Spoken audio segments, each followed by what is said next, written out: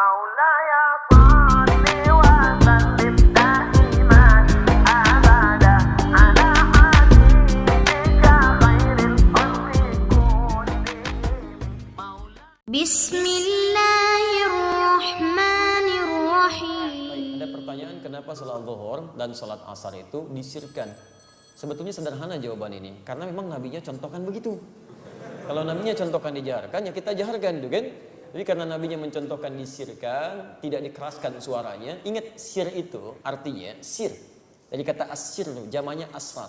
Asal katanya sebetulnya bukan pelan, asal katanya rahasia. Asal katanya rahasia itu kan nggak boleh sampai pada orang, kan? Anda simpan, sekalipun Anda ungkapkan, orang lain jangan dengar. Ucapkan sesuai dengan bahasa diri Anda saja, supaya diri Anda yang dengar, orang lain tidak. Makanya diambil kalimat ini dalam bacaan salat zuhur dengan asar, dengan kalimat sir di sini, dengan makna pelan. Maksud pelan di sini, samping pun jangan sampai bisa dengar. Kita aja cukup yang bacakan. Jadi kalau antum bacakan salatnya sir tapi kedengaran orang, itu bukan sir namanya. Salat zuhur misalnya, mic-nya ada. Bismillahirrahmanirrahim. Alhamdulillahirrahmanirrahim. Ar-Rahmanirrahim. Sampai ke belakang kedengaran, itu bukan sir. Itu bukan sir, itu sudah jahar namanya. Di setiap kalimat yang terbaik itu jahar. Termasuk, mohon maaf ya, ini pun masalah yang sering muncul nih. Teman-teman ada yang membacakan bismillah di salat jahar, pengen bismillahnya disirkan. Kalau bismillah disirkan, gak usah kedengaran sama jamaah. Kadang-kadang ada sebagian yang ingin menampakkan pada orang, ini sebetulnya saya bukan dijaharkan, disirkan, supaya orang tahu saya sirkan. Ke mic didekatkan. Bismillahirrahmanirrahim. Kedengaran sampai belakang. Bismillahirrahmanirrahim. Alhamdulillahi rabbil alamin. Itu bukan sir namanya, itu jahar. Kenapa nggak sekalian Anda kerasan aja? Jadi kalau sir cukup Anda yang dengar.